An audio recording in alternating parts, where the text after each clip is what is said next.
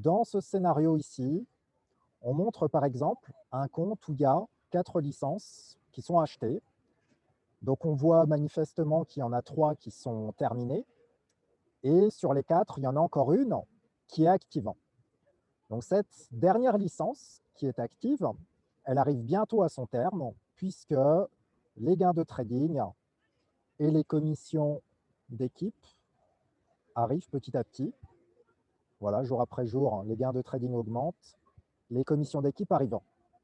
Du coup, bien sûr, le rebuy ici monte de plus en plus. D'ailleurs, même d'entrée de jeu, là, dès le départ, les gains de trading ici et les commissions d'équipe étaient beaucoup plus élevés ici.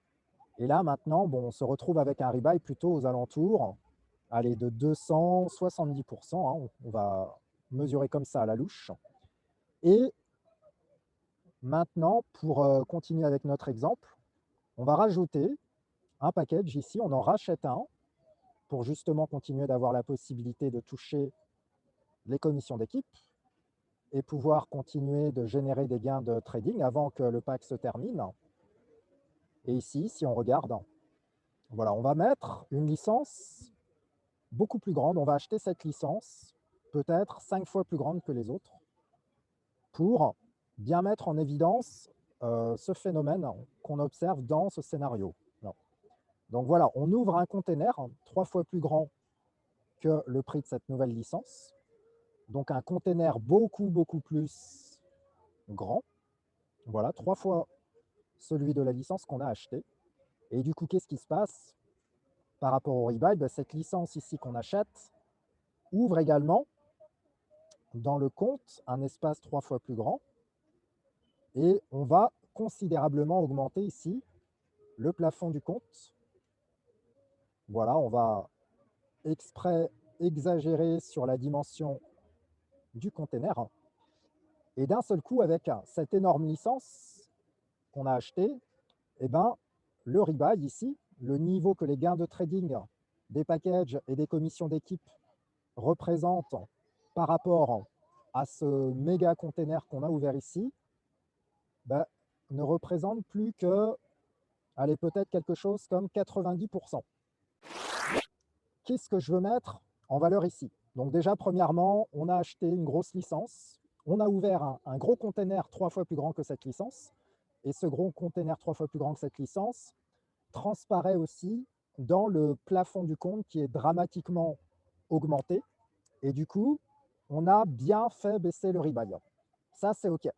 Mais une autre chose intéressante à regarder aussi, c'est que donc du coup, on a cette 5e licence qu'on vient d'acheter qui est maintenant active et qui produit des gains de trading.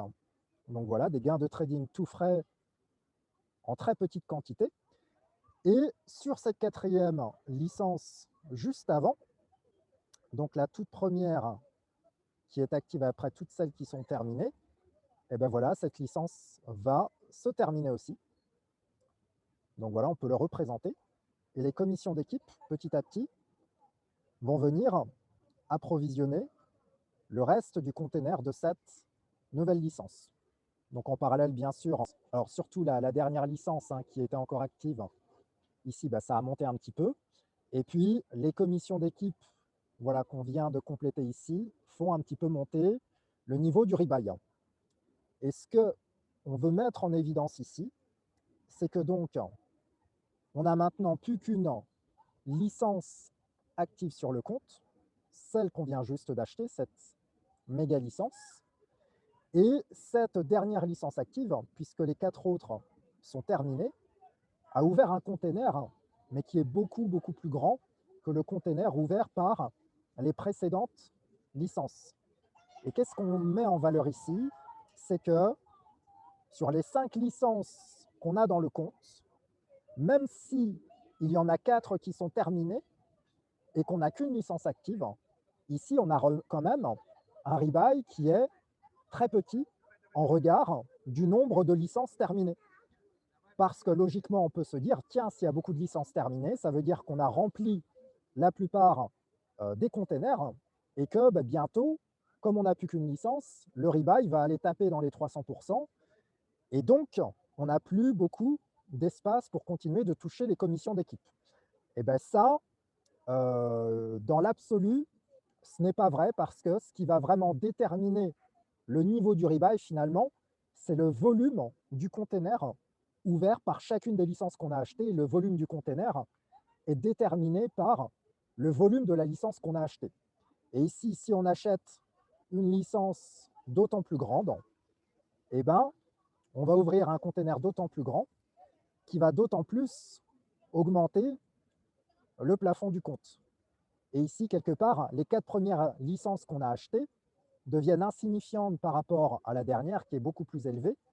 Et cette dernière licence va avoir du poids, va vraiment pondérer dans le niveau que pourra avoir le rebuy, dans la proportion que représenteront les gains de trading et les commissions d'équipe par rapport à ce méga container qu'on a ouvert ici dans le compte.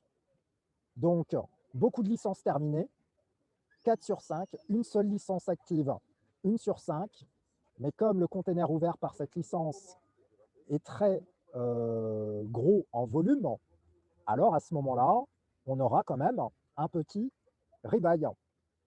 Voilà ce que je voulais souligner.